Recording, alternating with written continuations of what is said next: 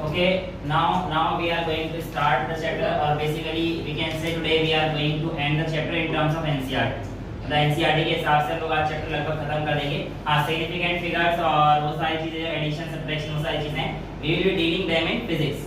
हम लोग फिजिक्स में करेंगे और जो सारा वीडियोस वगैरह आपको फिजिक्स में मिल जाएगा, कोई प्रॉब्लम आने वाली चीज रहेगी नहीं, ठीक है, क्योंकि फिर वहाँ पे सिग्निफिकेंट फैक्टर आराम से कर लेंगे पूरे यूनिट एंड डायमेंशन सारे चैप्टर में. सो बेटा आज का टॉपिक अगर हम लोग बात करते हैं तो yes it is completely theoretical, मतलब न्यूमेरिकल है ही नहीं, कंप्लीटली थ्योरेटिकल है. बट हाँ ठीक है, आनंद आएगा क्योंकि चैप्टर है, मतलब टॉपिक जो बताता है कि इंपॉर्टेंस ऑफ केमिस्ट्री, केमिस्ट्री कहाँ पर यूज आती है, कैसे कैसे यूज आती है, ये सारी चीजें हम लोग आज देखेंगे. राइट, तो केमिस्ट्री अच्छी होनी चाहिए, तो आप लोगों को पता ही है. अरे मतलब केमिस्ट्री नहीं समझ रहे, जिसको समझ गया वो समझ गया. बॉन्ड के ऊपर चीजें डिपेंड करती हैं, कई बार बॉन्ड कमजोर हो जाते हैं, टूटने नहीं चाहिए.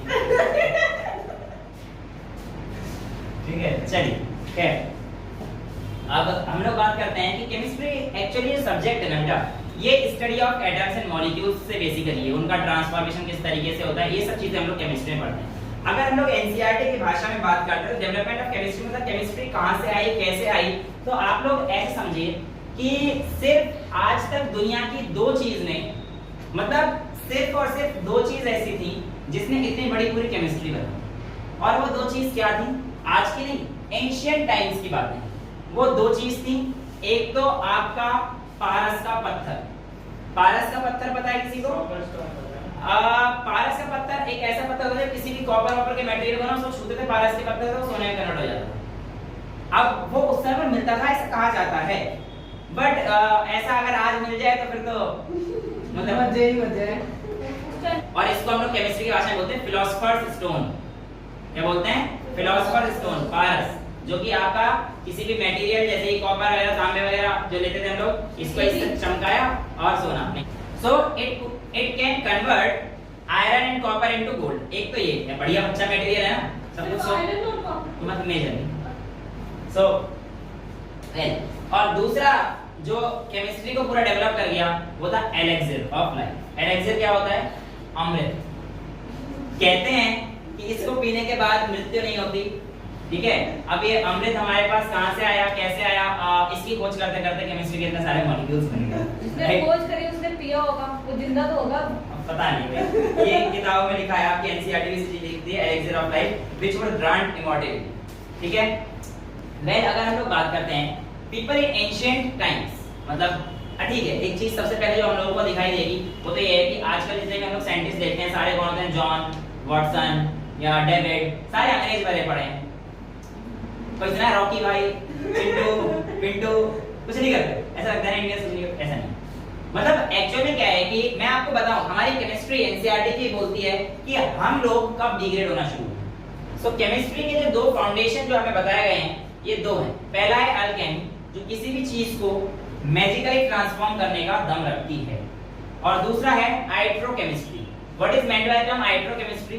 But hydrochemistry is when you are using your chemistry in medical and pharmaceutical industry. इन सब चीजों में जब आप यूज करते हो, ये सारी किस चीज में आती हैं? हाइड्रोकेमिस्ट्री के अंडर आती हैं.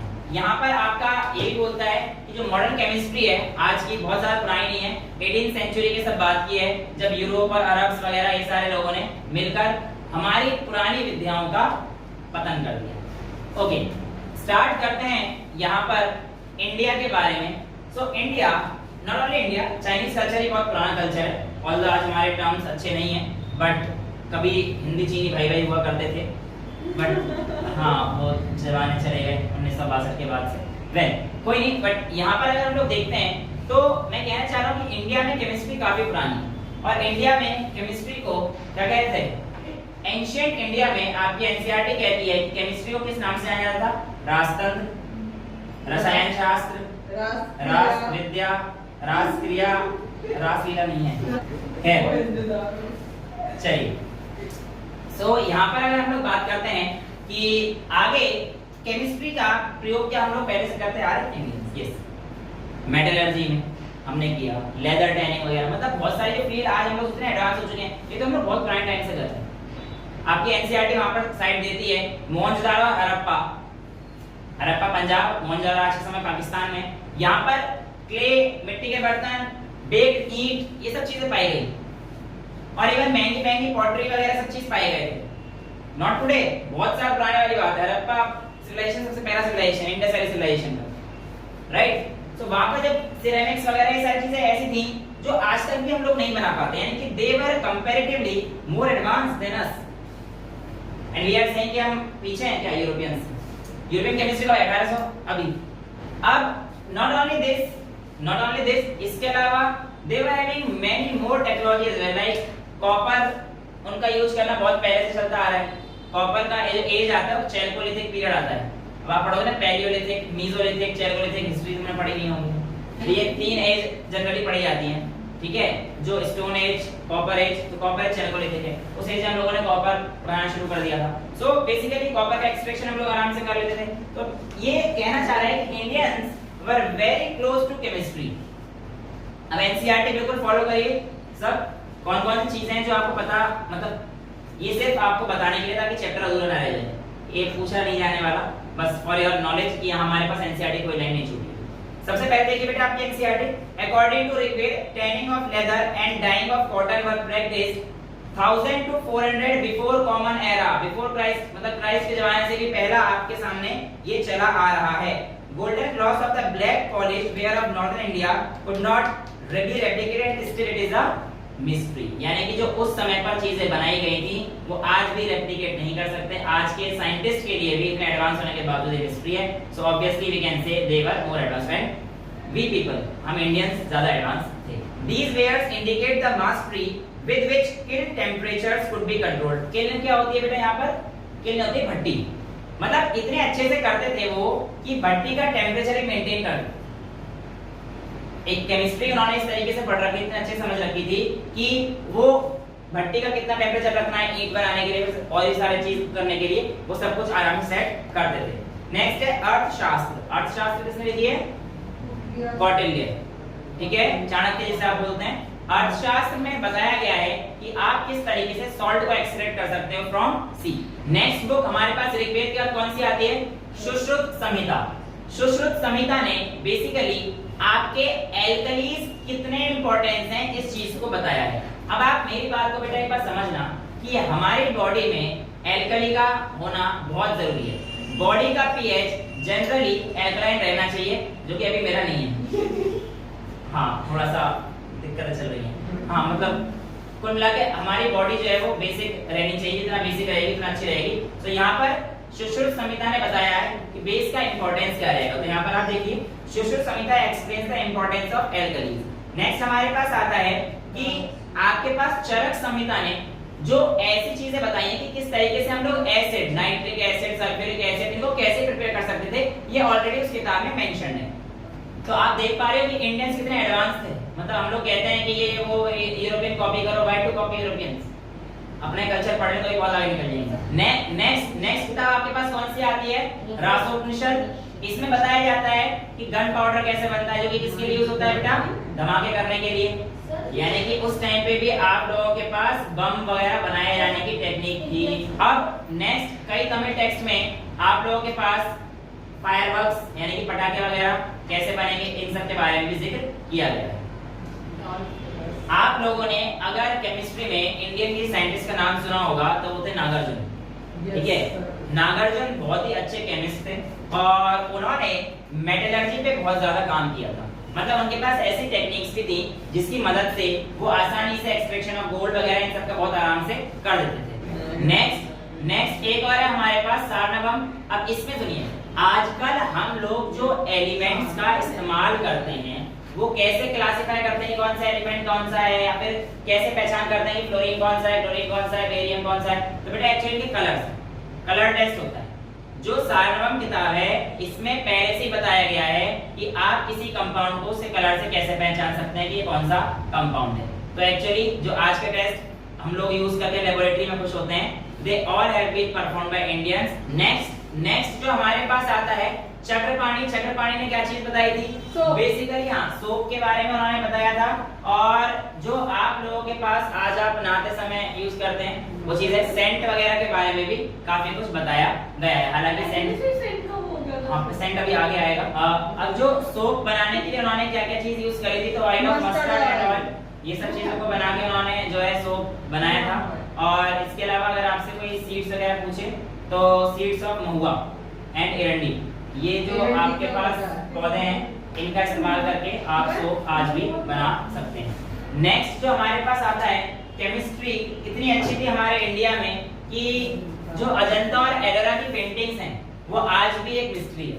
उन पेंटिंग्स पर इतने साइंटिस्ट आए बाहर के, लेके गए मटेरियल, इसका डिजाइन नहीं देते, चेक करने के लिए केमिकल टेस्ट, बट कोई भी कुछ बहुत ज्यादा बात नहीं निकाल पाया। नेक्स्ट जो थी हमारे पास 12वीं पीढ़ी की बृहद संहिता। बृहद संहिता में उन्होंने ऐसे रेजिन्स के बारे में बताया है जो जनरली रूफटॉप से इनके ऊपर चिपकाना हो कुछ तो उससे चिपका देते थे, है ना। अब आजकल के टाइम पे हम लोग इतना सीमेंट वगैरह यूज करते हैं, तब जाके लेंटर करके 15-15 20-20 दिन बाद लेंटर हटा के वेस्ट होता है ना। हाँ, और उसको यूज करके वो बहुत ज्यादा अच्छे तरीके से अपना कुछ निकाल देते थे। ये सारी चीज हमारे पास आती है। नेक्स्ट हमारे पास आता है अर्थशास्त्र में। अगर हम लोग बात करेंगे तो अर्थशास्त्र में आप लोगों के सेंट, परफ्यूम्स, इंसेंस स्टिक्स, अगरबत्ती, इन सब चीजों के बारे में, यानी कि जो हम लोग आज डीओ मारते हैं, ये सब चीजें भी हमारे पास पहले से ही। क्या होता है? अगरबत्ती बताया तो अभी। नेक्स्ट एक और है गांधियाकुली। गांधियाकुली की जो आजकल गांधियाकुली में क्या होता है, जो आपके माउथ फ्रेशनर वगैरह है ना, इलायची वगैरह, आज लोगों के बाबा इलायची और ये इलायची जो भी सब है, इन सबको मतलब मैं अब नहीं कह रहा कि तुम लोग खाओ, मैं कह रहा हूँ कि जो बताए हैं नहीं वो तो ऐड आती है वो अलग है भाई, वो जुबान कैसे ही है। तो खैर अभी से बात करना। तो ये सब चीजें हमारे पास बता दी गई थी इसमें। और इसके बाद हम लोग बात करते हैं पेपर की। तो पेपर भी हमारे इंडिया में काफी पहले आ चुका था। वैसे to be very honest, paper हाँ सबसे पहले चाइना में आया था। बात करते हैं आज के दौर की सबसे अच्छी चीज की, जो आजकल ज्यादातर लोगों को पसंद है, मदिरा। आज तो वैरायटीज आ गई हैं। हाँ वैरायटीज आ गई है, ठीक है। तो पीनी है कभी? ये एक्सपीरियंस लगती है, ऐसा कुछ नहीं है सर, मैं पता है एक्सपीरियंस लगती है बंदी। सबको बताओ, वैसे तो सर छुपा के रखा हुआ है। नहीं मैंने आज तक सब पीने के बाद पता तो सब है यार, बियर, वाइन, ब्रांडी, रम, वोडका, टेकीला, बकार्डी। नहीं ये तो बकार्डी तो एक स्ट्रीट ब्रांड है, ओल्ड मॉन्क रम है, देसी कर रहा है देसी तो बेटा मदिरा का, अच्छा ठीक है अब देखते हैं मदिरा का जो हमारे पास विख्यात किया गया है, किसमें क्या है व्याख्या है हमारा, कौटिल्य के अर्थशास्त्र में। इसका डिस्क्रिप्शन पहले से ही है, लिकर्स किस तरीके से बनाते थे, कैसे बनाते थे, ये हम लोग बहुत पहले से जानते हैं, राइट। इसके अलावा जो आज हम लोग चीज पढ़ते हैं कि एटम्स कैन बी डिवाइडेड और ये सब वगैरह वगैरह, परमाणु अणु, ये सारी चीजें थी। हाँ ये सब कन्नड़ जो हमारे पास साइंटिस्ट थे उन्होंने पहले बताया था, यहाँ पे आपकी एनसीईआरटी मेंशन कर दी है। आचार्य कंदा ने ये सारी चीजें पहले ही बता दी थी, ठीक है, 600 BCE में। तो we were more advance, right. उन्होंने पहले ही बता दिया था कि ये परमाणु कंबाइन हो सकते हैं, डायमर बना सकते हैं, ट्राइमर हो सकते हैं, ये पहले ही हमारे पास डाल्टन साहब से पहले उन्होंने बता दिया। डाल्टन को नोबेल प्राइज क्यों दिया? अब मतलब ठीक है, अब वो क्या कर सकते तो हैं, चोरी करी है, चोरी करे तो सजा। एक नेक्स्ट और देखिए चरक संहिता, उसके अगर हम लोग बात करते हैं बेटा, तो चरक संहिता की अगर हम लोग बात करते हैं उसमें एक चीज मेंशन है कि डिसीज को कैसे ट्रीट करेंगे, इसके बारे में। कोई भी एलिमेंट्स आपको हो रही है, कोई बीमारियां आपको हो रही हैं, उनको ट्रीट कैसे करेंगे, इसके लिए भस्म पार्टिकल का बना हुआ है। भस्म क्या होते हैं मैं आपको बताता हूँ। एक्चुअली में जब आप आयुर्वेद के पास जाओगे और कोई अगर अच्छा आयुर्वेदिक वाला का होगा, वो भस्म वाला स्वाहा वाला भस्म नहीं है। एक्चुअली क्या होता है, स्वर्ण भस्म होता है, चांदी भस्म होता है। तो उसमें ना particles, nano particles actually use करे जाते हैं। और आज के टाइम पे नैनो पार्टिकल्स, नैनो टेक्नोलॉजी को यूज करना बहुत बड़ी चीज माना जाता है। तो ये चीज तो हम लोग बहुत पहले टाइम से ही स्वर्ण भस्म को यूज करते थे। हाँ वही जो चीजें हैं वो बनाते कैसे होंगे ये तो मेरे को भी नहीं पता, और ये राज तो उनके साथ ही चलेगा। नहीं आप लोगों ने पूछा कि सर ऐसा क्या हुआ कि ये सब अचानक ऐसे विलुप्त हो गए, राइट। तो बेटा इसके लिए आपको पता होना चाहिए there were episodes of mass extinction.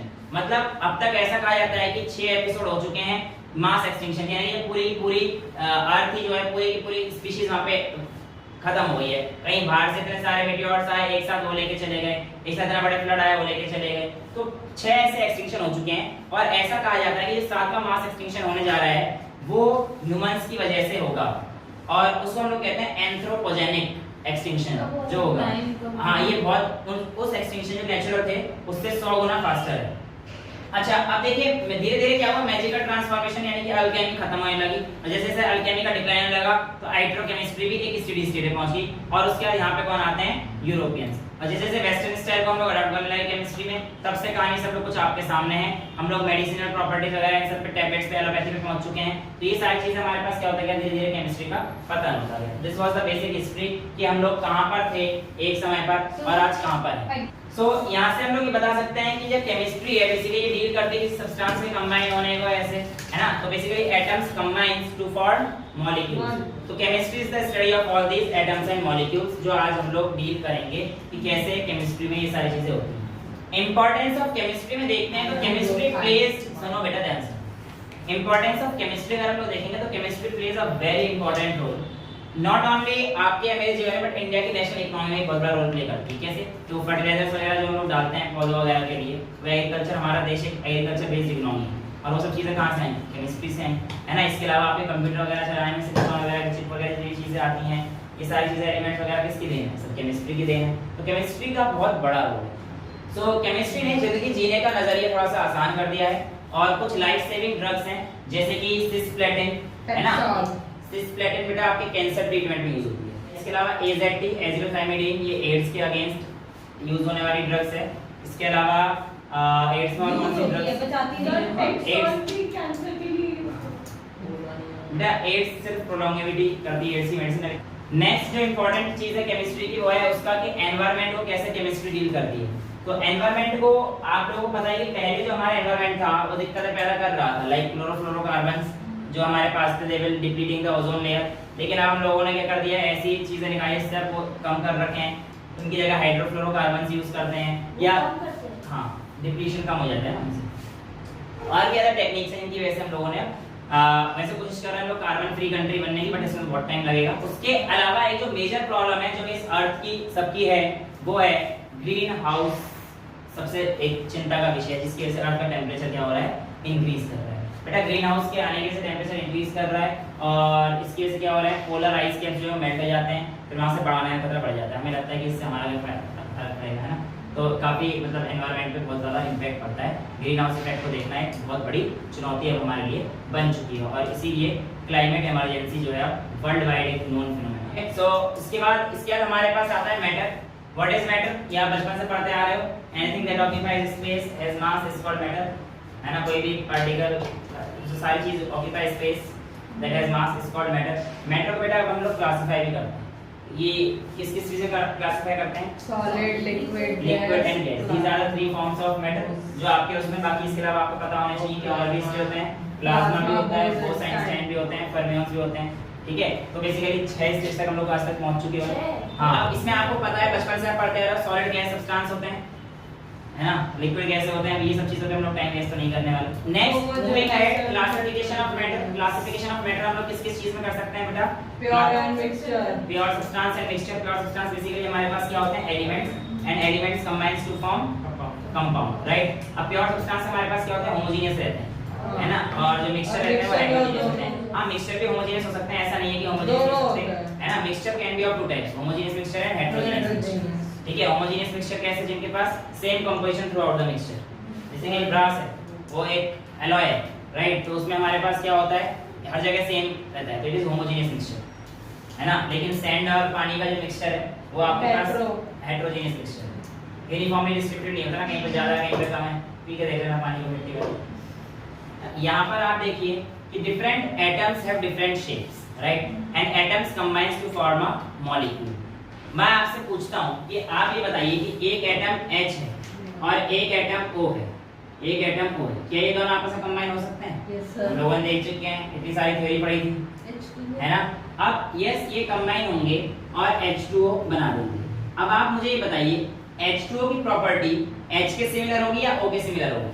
दोनों के नहीं होगी। हाँ मतलब it is not always necessary कि जो आपका कंपाउंड बनेगा एलिमेंट से उनका प्रॉपर्टी से सिमिलर है।